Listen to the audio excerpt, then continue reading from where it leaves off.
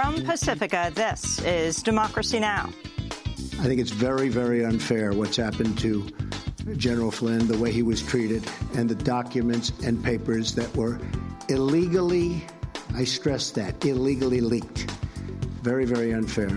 Days after the forced resignation of General Michael Flynn as National Security Advisor, more questions are being raised about the Trump team's ties to Russia before and after the November election. This comes as U.S. intelligence officials are now reportedly withholding sensitive information from the Trump administration because they're concerned it could be leaked or compromised. Is Donald Trump at war with his own intelligence agencies? Let me tell you, you take on the intelligence community, they have 6 ways from Sunday at getting back at you. So even for a practical, supposedly hard-nosed businessman, he's being really dumb to do this. We'll speak with Pulitzer Prize-winning journalist Glenn Greenwald of The Intercept. His most recent piece is headlined, "The Leakers Who Exposed General Flynn's Lie Committed Serious and Wholly Justified Felonies." All that and more coming up.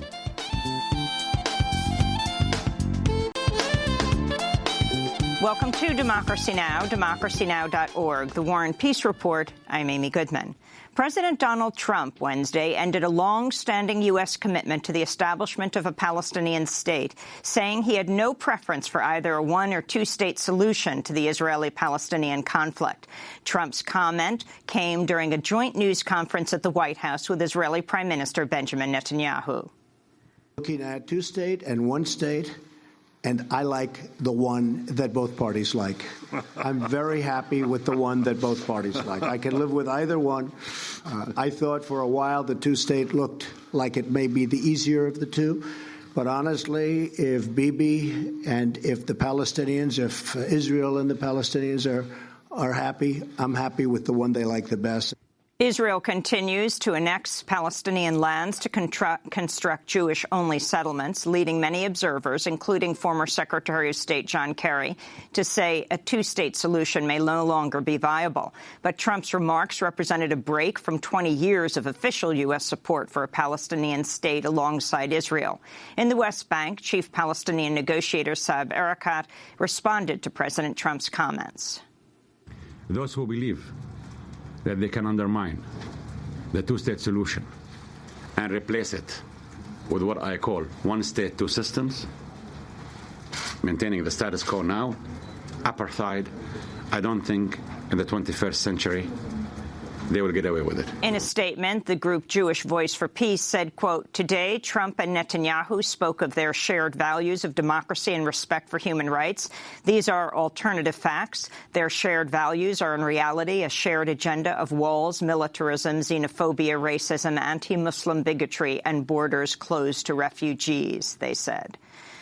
On Capitol Hill, lawmakers are ratcheting up their demands for an investigation into alleged ties between senior aides to Donald Trump and Russian officials. Republican Senator Chuck Grassley of Iowa joined California Democratic Senator Dianne Feinstein Wednesday in a letter to the Justice Department asking for transcripts of former National Security Advisor Michael Flynn's calls with the Russian ambassador last December before Trump's inauguration.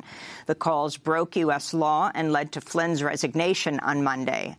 At Wednesday's press conference, President Trump defended Flynn. Michael Flynn, General Flynn, is a wonderful man. I think he's been treated very, very unfairly by the media, as I call it, the fake media in many cases. And I think it's really a sad thing that he was treated so badly. Trump's comment came a day after his press secretary, Sean Spicer, said the level of trust between the president and Flynn had eroded to the point where Trump had to demand Flynn's resignation. The Wall Street Journal is reporting U.S. intelligence officials are withholding sensitive intelligence from President Trump because they're concerned it could be leaked or compromised. The New York Times is reporting Trump is considering ordering a review of the nation's intelligence agencies led by Steven Feinberg, a billionaire private equity executive who's close to Stephen Bannon and Jared Kushner. The turmoil surrounding Flynn's firing drew an alarming comment from the head of U.S. Special Operations Command, General Raymond Thomas told a military conference in Maryland, quote, "Our government continues to be in unbelievable turmoil. I hope they sort it out soon because we're a nation at war," he said. In Moscow, Kremlin officials denied any contact with the Trump campaign in the run-up to November's election. Russian Foreign Minister Sergei Lavrov is meeting Trump's newly minted Secretary of State, former ExxonMobil CEO Rex Tillerson, during talks in Bonn today. Tillerson's expected to confront Lavrov over Russia's annexation of Crimea in 2014. Meanwhile, Russia's military has deployed a secret nuclear-capable cruise missile that violates a landmark 1987 arms reduction treaty between the U.S. and Russia. That's according to the New York Times, which reports the new weapon threatens to derail any future arms treaties with Russia and has the Pentagon considering whether to develop medium-range cruise missiles of its own. Meanwhile, the U.S. Navy says it's tracking a Russian intelligence vessel that's come within 30 miles of the coast of Connecticut. The ship appears to be spying on a U.S. submarine base. Fast food CEO Andrew Puzder has withdrawn his nomination as Labor Secretary 1 day before his confirmation hearing was set to begin. Puzder was facing increasing criticism for reports of widespread sexual harassment at his chain restaurants, as well as labor and safety violations. He's also under fire for allegations of domestic violence against his ex-wife, who even appeared on the Oprah Winfrey Show in disguise in 1990 to speak about being abused. The website Politico published video of the appearance Wednesday. The most frightening thing was leaving, because once I made that break and once I made it public, and remember, my ex-husband was a public figure. Everyone knew him and knew what he was doing. And once I made that public, he vowed revenge. He said, "I will see you in the gutter. This will never be over. You will pay for this." I wound up losing everything. Vermont Independent Senator Bernie Sanders praised Puzder's decision to step down, saying, quote, "We need a Secretary of Labor who's going to fight to raise the minimum wage to a living wage of $15 an hour and pay equity for women. We don't need a labor secretary who makes millions while his workers are paid starvation wages." CNN is reporting the Pentagon is considering a plan to deploy ground troops to Syria. The U.S. has already authorized up to 500 special operation forces in Syria, but the Pentagon plan under consideration would allow for a large conventional force. The President Trump has given Defense Secretary James Mattis until the end of the month to come up with a plan to fight ISIS. In Yemen, a pair of U.S.-backed, Saudi-led coalition airstrikes ripped through a funeral reception overnight, killing 8 women and a child. Witnesses say a second airstrike targeted emergency workers responding to the initial attack. This is survivor Hamid Ali. The people are still looking under the rubble, like you see. Each one is looking for their child or their sister. And this all happened from the bombing. There are 9 victims, and they're still searching for more, and there are dozens of injured in the hospital. The Saudi-led coalition battling Yemen's Houthi rebels has the support of the United States. The United Nations warns the bombing campaign and naval blockade has devastated Yemen's infrastructure and has left 12 million people facing the threat of famine. In Iraq, a suicide bomber in a pickup truck detonated in Baghdad's Sadr City Wednesday, killing at least 15 people and wounding 50 others. There was no immediate claim of responsibility, but ISIS has claimed similar attacks targeting Shia communities in recent months. In Malaysia, police have arrested a third suspect in the apparent assassination of the estranged half-brother of North Korean leader Kim Jong-un.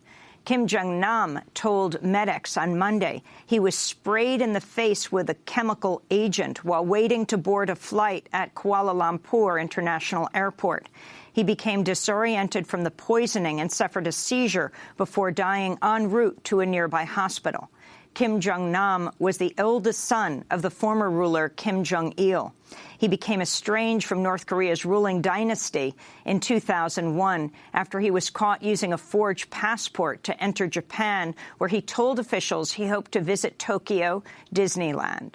South Korean officials believe the North Korean regime long sought to assassinate Kim. In Texas, agents with Immigration and Customs Enforcement, or ICE, entered the El Paso County Courthouse last week in order to arrest an undocumented woman who'd gone to court seeking a protective order against her alleged domestic abuser. County Attorney Joanne Bernal said Wednesday she fears the move sets a precedent that will see undocumented survivors of domestic assault stay with their abusers rather than risk deportation and separation from their families. Meanwhile, in Denver, Colorado, an undocumented mother of 4 sought refuge in a church Wednesday after ICE officials denied her request to remain in the country. Jeanette Vizguera skipped a scheduled check-in with ICE officials and instead brought her family to the First Unitarian Society Church, where she addressed supporters. And if this system thinks that it can break me, that it can make me kneel, the system is wrong, because you can see the reasons behind me why I am fighting so hard to win my case. And I know that I am not alone, that there are many people in the community and in the immigrant community who share my anger and my passion for justice. Vizguera came to the U.S. from Mexico in 1997. She previously won 5 postponements of deportation, but said Wednesday she doubts she could win a similar reprieve under the Trump administration. In Washington, D.C., the Senate's expected to narrowly confirm Congressman Mick Mulvaney as head of the White House Budget Office. Mulvaney is a Tea Party Republican from South Carolina who's opposed by the entire Senate Democratic caucus. After Mulvaney's confirmation vote, the Senate is scheduled to take up the nomination of Oklahoma Attorney General Scott Pruitt to head the Environmental Protection Agency. Democrats are calling for a delay on the vote while a court decides whether to force Pruitt's office to turn over email communications with coal, oil, and gas companies. Meanwhile, Republican Senator Susan Collins of Maine said Wednesday she'll vote against Pruitt, but the defection won't be enough to derail his confirmation, and Senator Joe Manchin of West Virginia has said he'll become the lone Democrat to vote in favor of Pruitt. The frontrunner to become science advisor to President Trump called climate scientists a glassy-eyed cult and falsely accused the National Oceanographic and Atmospheric Administration, or NOAA, of manipulating climate data. Princeton University physicist William Happer made the remarks in an interview published Wednesday by The Guardian, saying, quote, "There's a whole area of climate so-called science that's really more like a cult. It's like Hare Krishna or something like that. They're glassy-eyed and they chant," end quote. Happer also supports prohibiting federally funded scientists from communicating their findings to the public. The Standing Rock Sioux Tribe has filed a fresh legal challenge to the Dakota Access Pipeline, asking a federal judge in Washington, D.C. to block an easement allowing construction on the final leg of the $3.8 billion project. Tuesday's lawsuit came a day after a judge threw out a separate legal challenge calling for a temporary restraining order against construction. The legal fight came as a top executive with the company building the Dakota Access Pipeline Wednesday compared his opponents to terrorists. In a written statement submitted to Congress, Energy Transfer Partners Executive Vice President Joey Mahmoud accused water protectors of violence and blasted them for shutting down pipeline pumping stations. Mahmoud wrote, quote, "Had these actions been undertaken by foreign nationals, they could only be described as acts of terrorism," he said. In medical news, patients' advocates have launched legal challenges to patents on hepatitis C drugs in India and Argentina, saying pharmaceutical companies are profiting from monopoly prices that leave millions unable to afford life-saving medications. In a statement, Médecins Sans Frontières, or Doctors Without Borders, said, quote, "There are 80 million people worldwide living with hepatitis C, and we need a wide range of combination treatments available at an affordable price. With patents blocking generic competition, treatment remains prohibitively expensive in many countries, unquote. And investigative journalist Jeremy Scahill has canceled his appearance Friday night on Real Time with Bill Maher after the HBO program scheduled white nationalist and Breitbart news editor Milo Yiannopoulos to appear on the same episode. In a statement, Scahill said, quote, "There is no value in debating him. Appearing on Real Time will provide Yiannopoulos with a large, important platform to openly advocate his racist anti-immigrant campaign. Yiannopoulos' appearance could also be used to incite violence against immigrants, transgender people, and others at a time when the Trump administration is already seeking to formalize a war against some of the most vulnerable people in our society," Scahill wrote. Jeremy Scahill is co-founder of The Intercept and former producer and correspondent with Democracy Now! And those are some of the headlines. This is Democracy Now!, democracynow.org, The War and Peace Report. I'm Amy Goodman. And I'm Nermeen Sheikh. Welcome to our listeners and viewers around the country and around the world. We turn now to look at the growing scandal over the Trump administration's alleged dealings with Russia before and after the November election. There have been a number of developments in the past 24 hours. The Wall Street Journal is reporting U.S. intelligence officials are withholding sensitive intelligence from President Trump because they're concerned it could be leaked or compromised. The New York Times is reporting Trump is considering ordering a review of the nation's intelligence agencies, led by Steven Feinberg, a billionaire private equity executive who's close to Stephen Bannon and Jared Kushner. Meanwhile, Trump has publicly defended Michael Flynn, who resigned Monday as National Security Advisor after admitting he gave Vice President Mike Pence and others incomplete information about his calls with the Russian ambassador in December. Trump spoke about Flynn during his press conference with Israeli Prime Minister Benjamin Netanyahu. Michael Flynn, General Flynn, is a wonderful man. I think he's been treated very, very unfairly by the media. As I call it, the fake media in many cases. And I think it's really a sad thing that he was treated so badly. I think in addition to that, from intelligence, papers are being leaked, things are being leaked. It's criminal action, criminal act, and it's been going on for a long time before me. But now it's really going on. And people are trying to cover up for a terrible loss that the Democrats had under Hillary Clinton. I think it's very, very unfair what's happened to General Flynn, the way he was treated, and the documents and papers that were illegally, I stress that, illegally leaked. Very, very unfair. Trump's comments came just a day after White House Press Secretary Sean Spicer said Trump had lost faith in General Flynn. This was an act of trust. Whether or not he actually misled the vice president was the issue. And that was ultimately what led to the president asking for and accepting the resignation of General Flynn. That's it. Pure and simple. It was a matter of trust. While congressional Democrats and some Republicans are pushing for probes into Trump's ties to Russia, Trump has focused largely on going after those who've leaked information to the press. In a tweet this morning, Trump wrote, quote, "The spotlight has finally been put on the low-life leakers. They will be caught." On Wednesday, Trump indirectly accused the NSA and FBI of being behind the leaks. He wrote, quote, "Information is being illegally given to the failing New York Times and Washington Post by the intelligence community.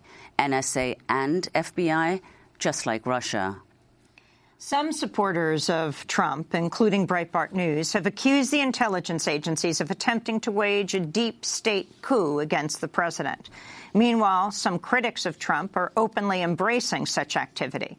Bill Kristol, the prominent Republican analyst who founded the Weekly Standard, wrote on Twitter, "Obviously strongly prefer normal democratic and constitutional politics, but if it comes to it, prefer the deep state to the Trump state," unquote.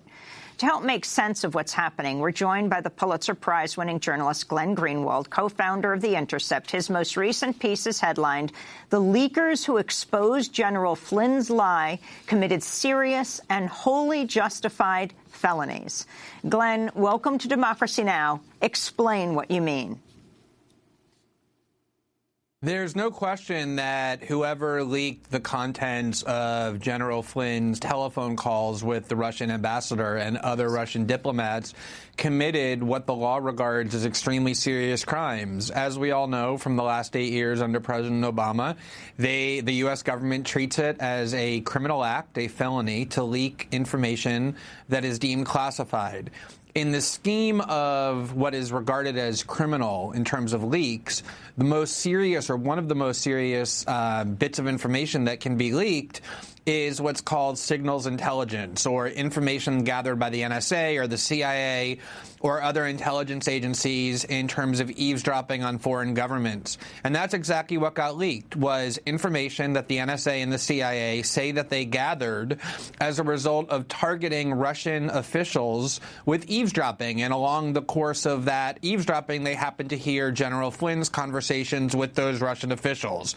That's what they claim. It's possible they actually targeted General Flynn. We don't know. That's the claim. And if that is true, what they're claiming, it means that the leaking of this information is considered a very serious felony. In fact, the law says that it's not just whoever leaks signals intelligence is guilty of a felony, but anyone who publishes it, too. So theoretically, it makes the journalists at the New York Times, the Washington Post, NBC News, all of whom have leaked signals intelligence, guilty of felonies. My view is that the First Amendment's freedom of the press clause would bar any such prosecutions, but at least under the statute, it is a crime.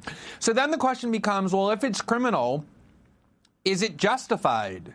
And my view is the same view that I had for the 8 years under President Obama and for the years before that under President Bush, which is that people inside the government who leak classified information that the public has a right to know, even if they're breaking the law, are acting commendably and justifiably and heroically, and that those people ought to be celebrated and treated as people defending democracy and transparency and not be treated as criminals. Unfortunately, over the last 8 years, Democrats have had a completely different view of people who leak classified information. And the tweet that you just read from President Trump saying whoever leaked this information are low-life leakers who deserve to be punished, that sounds very, very, very similar to everything I've heard from most Democrats over the last 8 years as they called for the imprisonment of Chelsea Manning and Thomas Drake and Edward Snowden and the long list of other whistleblowers and leakers that President Obama so aggressively and vindictively prosecuted. But for me, my view has not changed, which is when an official as senior as General Flynn lies to the public, which is what he did, he denied publicly that he discussed the issue of sanctions with the Russian ambassador in his December phone call. Information that shows that he lied is information that the public has the right to know. And even though I think there are very grave dangers and grave concerns that I hope we'll discuss in terms of what the deep state is doing in trying to destroy the Trump administration that was duly elected, in this particular case, whoever leaked this information helped the public to understand and to learn exactly how General Flynn lied. And therefore, despite being illegal, highly illegal, I actually think it's also wholly justified, as I wrote in that piece. Well, Glenn, I want to turn to something NSA whistleblower Edward Snowden said to you nearly 3 years ago when he first spoke out against NSA abuses. Any analyst at any time can target anyone, any selector anywhere. Where those communications will be picked up depends on the range of the sensor networks and the authorities that that analyst is empowered with. Not all analysts have the ability to target everything. But I, sitting at my desk, certainly had the authorities to wiretap anyone from you or your accountant to a federal judge to even the president if I had a personal email. So, Glenn, can you talk about that and the response that was received to the leaks of Edward Snowden compared to now, the leaks of intelligence officials now? So on the question of the eavesdropping powers of the NSA as revealed by the intercepts of General Flynn's communications, we don't actually know for certain what the methodology was that was used to eavesdrop on him. Was the NSA legally pursuant to a FISA warrant targeting General Flynn as part of an investigation, either an intelligence investigation or a law enforcement investigation conducted by the FBI. Were they, as they claim, only doing routine surveillance on officials of an adversary country, in this case Russia, and just coincidentally and by accident happened to catch the conversation that General Flynn was having with those targets of the surveillance in Moscow? We don't know. But what this does illustrate is, let's assume for the moment that the NSA and the CIA, for once, are actually telling the truth. And that the way that they eavesdropped on General Flynn was not by targeting him, but by targeting the Russians with whom he was communicating. What this reveals is something very important, which is when the Edward Snowden story first broke and the debate around the world was triggered, the U.S. government kept saying over and over, if you're an American citizen, we can't listen in on your calls unless we first get a warrant from the court, and therefore there's nothing you have to worry about. Now, that was a very warped sort of thing to say, because that meant that for 95% of the world who are called non-Americans, what the government was saying, oh, for you, you have no protections. We can listen in on your calls at any time without getting a judge to approve, which is actually true. And that's one of the reasons why people all over the world outside of the United States were so horrified to learn of what the NSA was doing. But the broader and more important point is that what the U.S. government was saying, it was actually completely false. The U.S. government constantly eavesdrops on the telephone calls of American citizens without getting a warrant of any kind, despite what the Constitution requires. And that's because the law that was enacted in 2008, called the FISA Amendments Act, with President Obama's approval, he was a senator at the time, he voted for it, actually authorizes the U.S. government to listen in on Americans' calls with no warrant, as long as they're talking to someone outside of the United States who the government says they're targeting. And that's what this episode shows, is they were able to listen in on General Flynn's calls, if you believe them, with no warrant, because they say that they were targeting someone with whom he was communicating.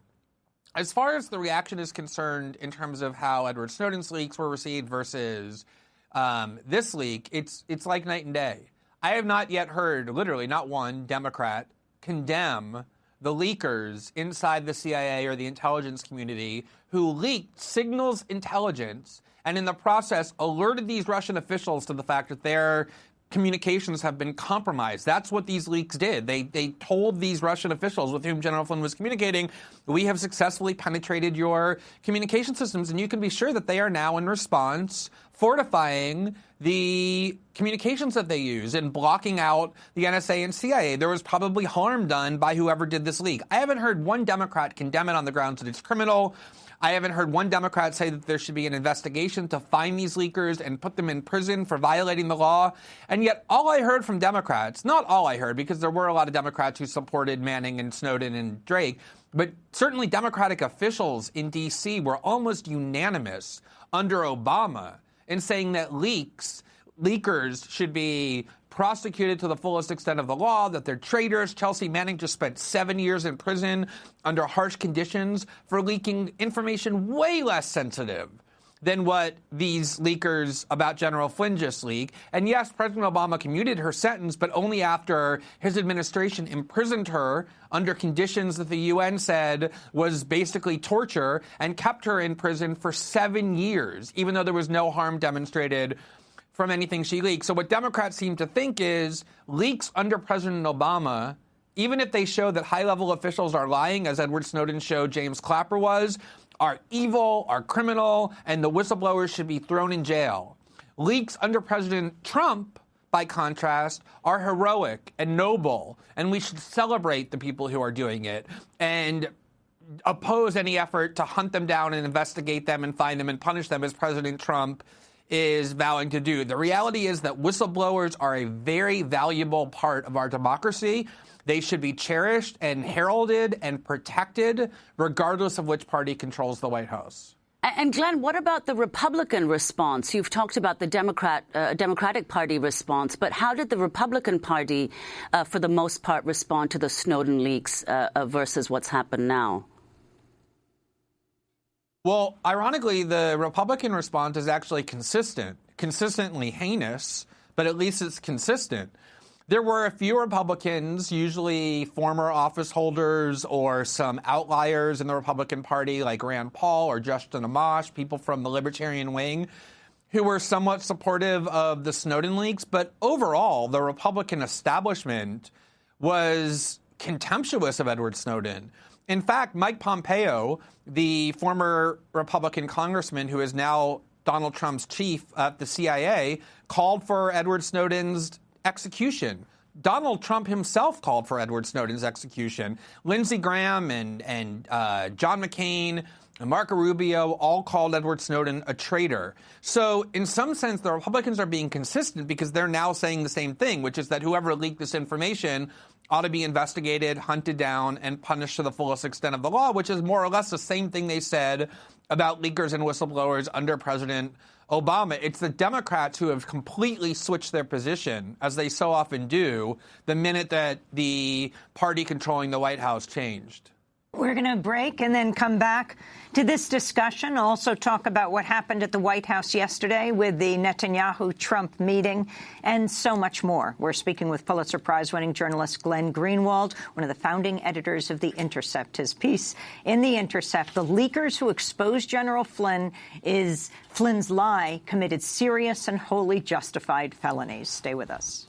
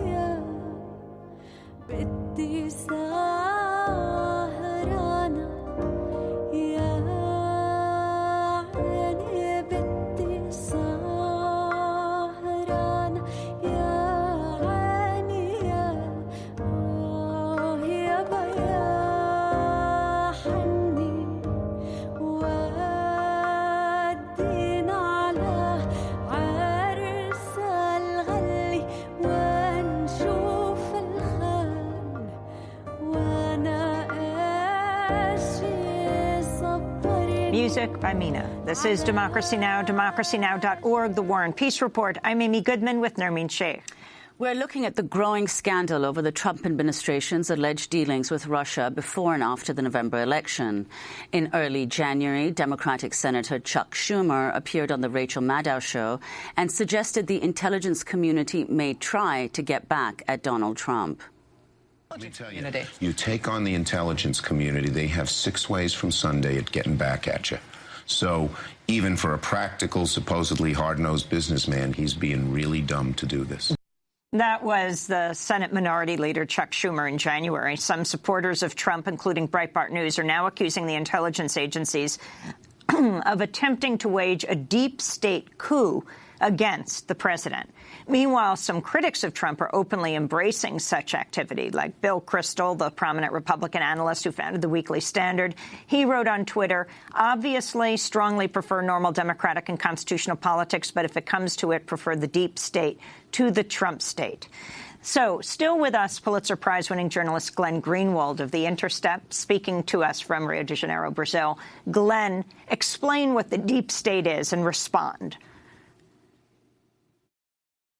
The deep state, although there's no precise or scientific definition, generally refers to the agencies in Washington that are permanent power factions. They stay and exercise power even as presidents who are elected come and go. They typically exercise their power in secret, in the dark, and so they're barely subject to democratic accountability if they're subject to it at all. It's agencies like the CIA, the NSA, and the other intelligence agencies that are essentially designed to disseminate disinformation and deceit and propaganda, and have a long history of doing not only that, but also have a long history of the world's worst war crimes, atrocities, and death squads. This is who not just people like Bill Kristol, but lots of Democrats are placing their faith in, are trying to empower, are cheering for, as they exert power separate and apart from, in fact, in opposition to, the political officials to whom they're supposed to be subordinate. And this is not just about Russia. You go all the way back to the campaign And what you saw was that leading members of the intelligence community, including Mike Morell, who was the acting CIA chief under President Obama, and Michael Hayden, who ran both the CIA and the NSA under George W. Bush, were very outspoken supporters of Hillary Clinton. In fact, Michael Morell went to the New York Times and Michael Hayden went to the Washington Post during the campaign to praise Hillary Clinton and to say that Donald Trump had become a recruit of Russia. The CIA and the intelligence community were vehemently in support of Clinton and vehemently opposed to Trump from the beginning. And the reason was because they liked Hillary Clinton's policies better than they liked Donald Trump's. One of the main priorities of the CIA for the last 5 years has been a proxy war in Syria designed to achieve regime change with the Assad regime. Hillary Clinton was not only for that, she was critical of Obama for not allowing it to go further and wanted to impose a no-fly zone in Syria and confront the Russians. Donald Trump took exactly the opposite view. He said, we shouldn't care who rules Syria. We should allow the Russians and even help the Russians kill ISIS and al-Qaeda and other people in Syria. So Trump's agenda that he ran on was completely antithetical to what the CIA wanted. Clinton's was exactly what the CIA wanted, and so they were behind her. And so they've been trying to undermine Trump for many months throughout the election, and now that he won, they are not just undermining him with leaks, but actively subverting him. There's claims that they're withholding information from him on the grounds that they don't think he should have it and can be trusted with it. They are empowering themselves to enact policy. Now, I happen to think that the Trump presidency is extremely dangerous. You just listed off in your newscast that led the show many reasons. They want to dismantle the environment. They want to eliminate the safety net. They want to empower billionaires. They want to enact bigoted policies against Muslims and immigrants and so many others. And it is important to resist them. And there are lots of really great ways to resist them, such as getting courts to restrain them, citizen activism, and most important of all, having the Democratic Party engage in self-critique to ask itself how it can be a more effective political force in the United States after it has collapsed on all levels. That isn't what this resistance is now doing. What they're doing instead is trying to take maybe the only faction worse than Donald Trump, which is the deep state, the CIA, with its histories of atrocities, and say they ought to almost engage in like a soft coup where they take the elected president and prevent him from enacting his policies. And I think it is extremely dangerous to do that. Even if you're somebody who believes that both the CIA and the deep state on the one hand and the Trump presidency on the other are extremely dangerous, as I do, there's a huge difference between the two, which is that Trump was democratically elected and is subject to democratic controls, as these courts just demonstrated, as the media is showing, as citizens are proving. But on the other hand, the CIA was elected by nobody. They're barely subject to democratic controls at all. And so to urge that the CIA and the intelligence community empower itself to undermine the elected branches of government is insanity. That is a prescription for destroying democracy overnight in the name of saving it. And yet that's what so many, not just neocons, but the neocons' allies in the Democratic Party are now urging and cheering, and it's incredibly warped and dangerous to watch them do that. And the Wall Street Journal's report that says now intelligence officials are not giving President Trump all the information because they're concerned about what he'll do with it,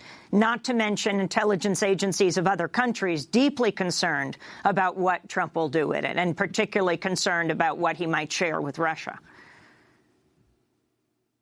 Well, so first of all, there's a media issue here, which is that if you look at the Wall Street Journal report, it's pretty much exactly the same as every other significant report about Russia over the last 6 months, many of which have proven to be completely false. It's based on anonymous officials making extremely vague claims.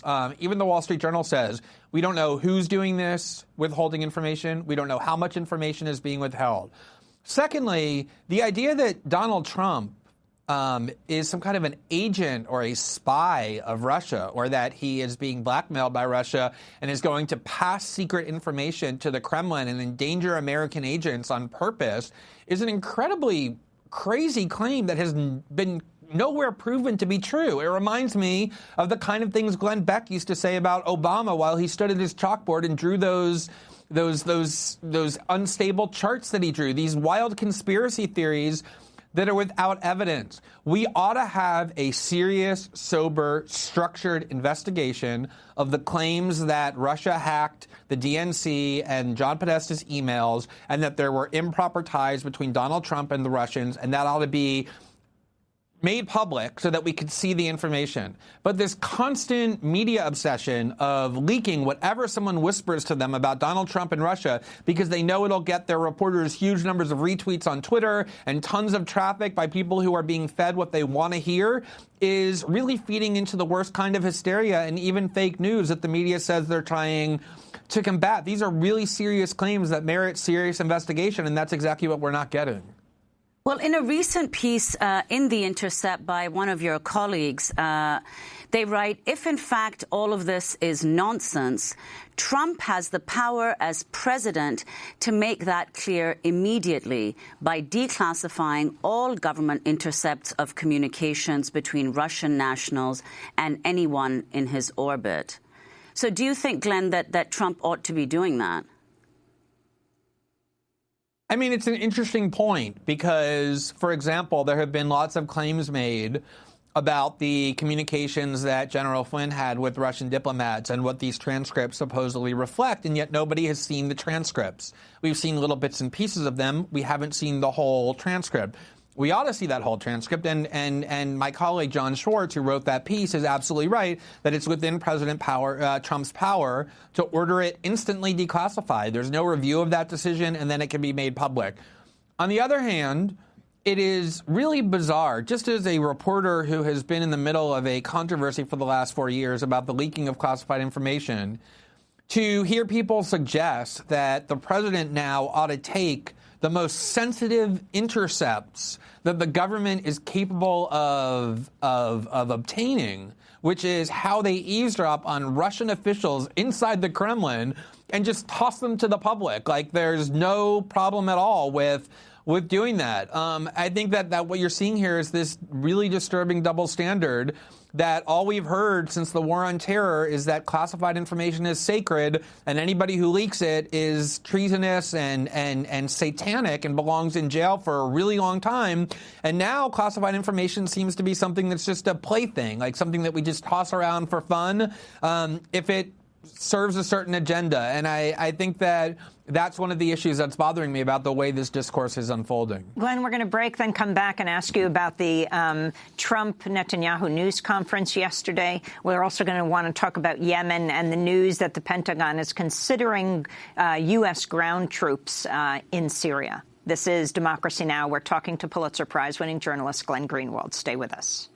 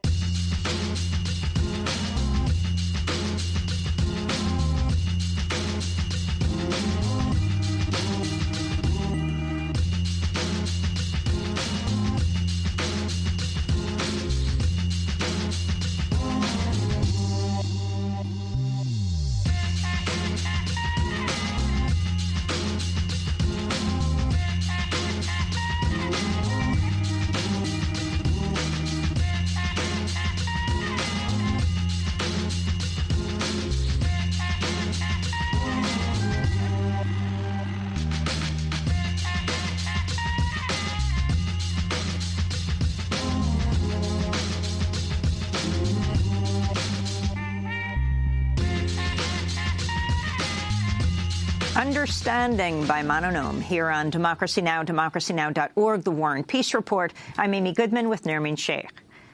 On Wednesday, President Donald Trump ended a long-standing U.S. commitment to the establishment of a Palestinian state, saying he had no preference for either a one-state or two-state solution to the Israeli-Palestinian conflict. Trump's comment came during a news conference at the White House with Israeli Prime Minister Benjamin Netanyahu. Looking at two-state and one-state, and I like the one that both parties like. I'm very happy with the one that both parties like. I can live with either one. I thought for a while the two-state looked like it may be the easier of the two. But honestly, if Bibi and if the Palestinians, if Israel and the Palestinians are happy, I'm happy with the one they like the best. As far as the embassy moving to Jerusalem, I'd love to see that happen. We're looking at it very, very strongly. We're looking at it with great care, believe me. And we'll see what happens. Okay? So that's President Trump speaking yesterday at a joint news conference with Israeli Prime Minister Benjamin Netanyahu. Glenn, could you respond to that and what the significance is of Trump suggesting a significant, massive change to many, many years of a U.S. policy on this?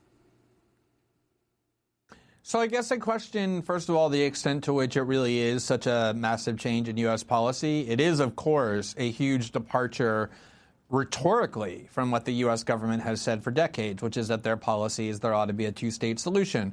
The reality, though, as any honest person involved in this conflict or who watches it admits, is that the two-state solution has been dying and, in fact, probably dead for many years. It's just that nobody wants to admit it.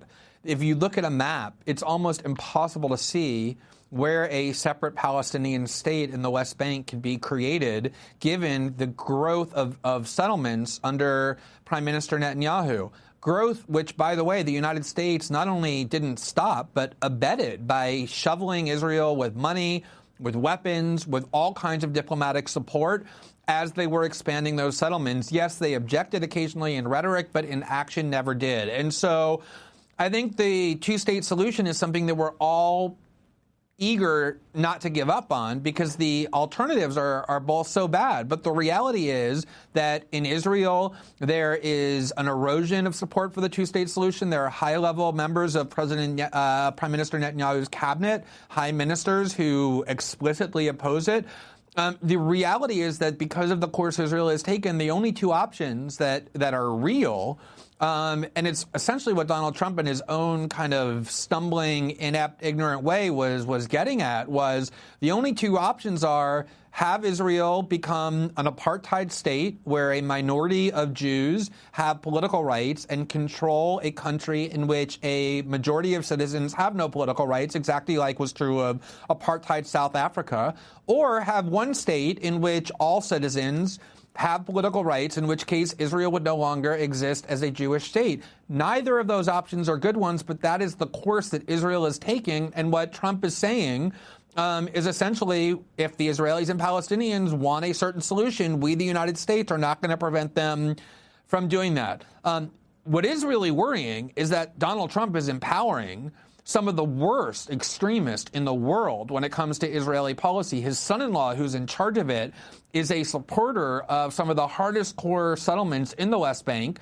And Congress is taking up this week his nomination of a hardcore pro-settlement lunatic to be the U.S. ambassador to Israel. Just this morning, 5 ambassadors, former ambassadors to Israel of both parties, came out and opposed him on the grounds that he's essentially insane. And so I do think there's a dangerous tilting toward extremists in Israel on the part of the Trump administration. But the two-state solution has really only existed in rhetoric for a long time. And on some level, a lot of supporters of Palestinian rights think it's actually a good thing to finally have that candid admission that a two-state solution is not really possible anymore because of Israeli behavior. Well, during Wednesday's news conference, President Trump was asked by an Israeli journalist about the rise in anti-Semitic attacks and vandalism across the U.S. Trump responded by boasting about his election victory. Mr. President, since your election campaign and even after your victory, we've seen a sharp rise in anti-Semitic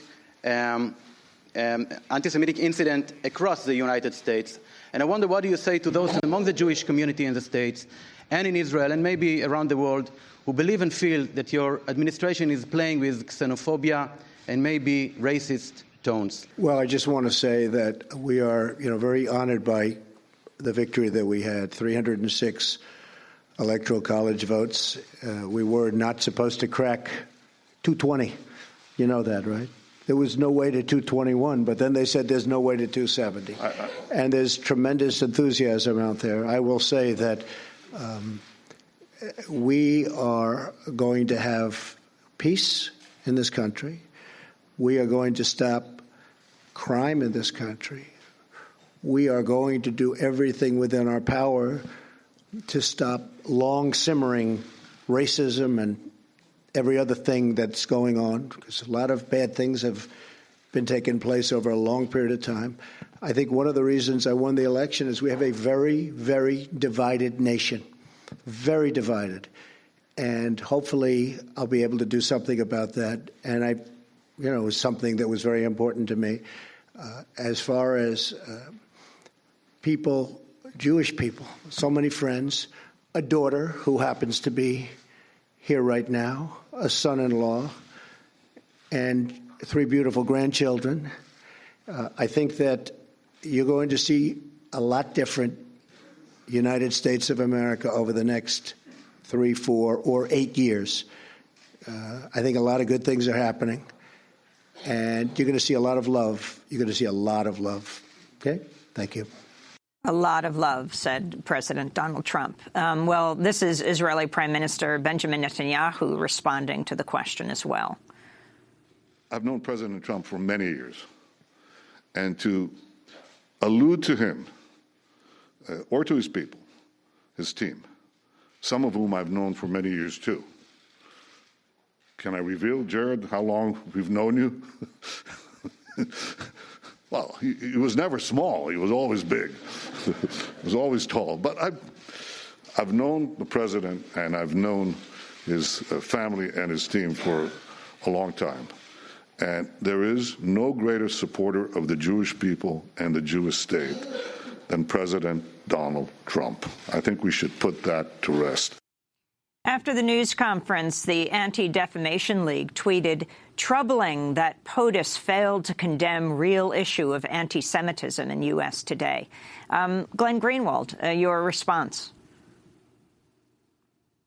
I was on your show during the campaign, I think back in March or April, as it looked increasingly likely that Trump was going to be the nominee. And I remember saying at the time that I thought one of the most dangerous parts of the Trump rise and a Trump victory would not necessarily be on the policy level, where there are functional checks on what he can do, as we saw with the courts unanimously striking down his Muslim ban, but that what was more dangerous potentially were the factions inside the United States that he was emboldening and galvanizing and empowering, namely racist, anti-Muslim, anti-Semitic factions that have been more or less muted and almost embarrassed to be out in public, who now feel as though they've been given license to express some of the worst sentiments that human beings are capable of creating. And so whether or not people inside the White House like Steve Bannon or Stephen Miller or others are overt racist or just trivialize and play with those themes in order to gain advantage, I continue to think that that is probably one of the greatest dangers, if not the greatest danger, that he's emboldening that kind of hatred and stoking it and encouraging these resentments among people and targeting the most vulnerable groups, which in history is a really dangerous thing to do. And I think you see in his answer, filled with cliches about how he has a Jewish son-in-law and daughter and grandchildren and how he's going to produce love, this complete kind of contempt for the notion that this is a serious concern and that the kind of rhetoric that he and his closest advisors have embraced really does bring with it the serious danger of unleashing these kind of forces. He's just in denial about that fact. Well, I want to ask now about Yemen. You've written recently on the attack by U.S. commandos on a Yemeni village last month that left 25 civilians and 1 U.S. soldier dead. Among those killed was Anwar al-Awlaki's daughter, Nawar. The Bureau of Investigative Journalism reports the January 28th assault killed 9 children under the age of 13, with 5 other children wounded. Glenn... and also, we just have this latest news that just came out from AP that the main figure killed in last month's U.S. raid in Yemen targeting al-Qaeda was a tribal leader who was allied with the U.S. and Saudi-backed president and had been enlisted to fight Yemen's Shiite rebels. Right. And so among those people critical of the raid in which so many were killed, including civilians, was Arizona Republican Senator John McCain. When you lose a $75 million airplane and, more importantly, American lives are a life is lost and wounded, I don't believe that you can call it a success. White House Press Secretary Sean Spicer lashed out at Senator McCain and journalists for criticizing President Trump's decision to order the raid. Success. And I think anyone who would suggest it's not a success does disservice to the life of Chief Ryan Owens. He fought knowing what was at stake in that mission. And anybody who would suggest otherwise doesn't fully appreciate how successful that mission was, what the information that they were able to retrieve was, and how that will help prevent future terrorist attacks. I understand that. I think my statement's very clear on that, Kristen. I think anybody who undermines the success of that raid owes an apology and a disservice to the life of Chief Owens. Spicer's comments came as the United Nations appealed for $2.1 billion in emergency aid to Yemen.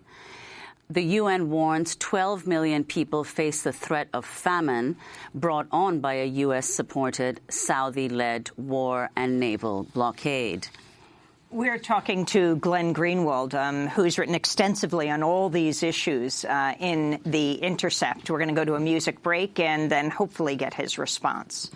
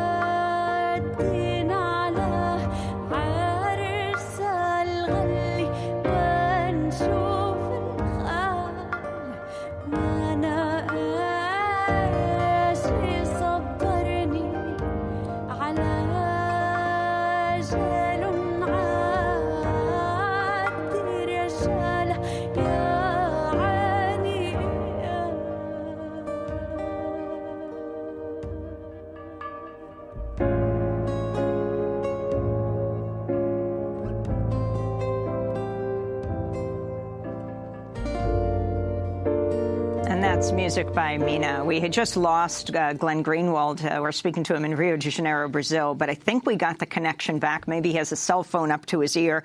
Glenn, we were just talking about what's happening in Yemen right now and the latest news from AP that the main figure killed in last month's U.S. raid targeting al-Qaeda was a tribal leader who was allied with the U.S. Saudi-backed president. We only have 30 seconds, but if you can summarize Yemen. I mean, what's happened in Yemen is an absolute atrocity. It's the poorest country in the region. The U.S. has constantly droned it. The Saudis, with U.S. and U.K. support, have bombed its civilians constantly. People are starving, including children. And the Trump administration seems to be committed to escalating the violence even worse. It's a true tragedy, and we never talk about it in the United States. And the issue that Spicer raised, that anyone who criticizes the Yemen raid owes an apology to the Navy SEAL's family who was killed. 10 seconds. It's a resurrection of standard U.S. rhetoric that we heard in the Bush era, that if you criticize the war, then it means you're disrespecting the troops. And it's extra ironic since Trump ran on a platform of opposing the wars in Iraq and Libya, and yet he doesn't seem to apply that same standard to himself, that it means he's disrespecting the troops. That does it for the show. Glenn Greenwald, Pulitzer Prize-winning journalist, founding editor of The Intercept. I'm Amy Goodman with Nermeen Sheikh. Thanks for joining us.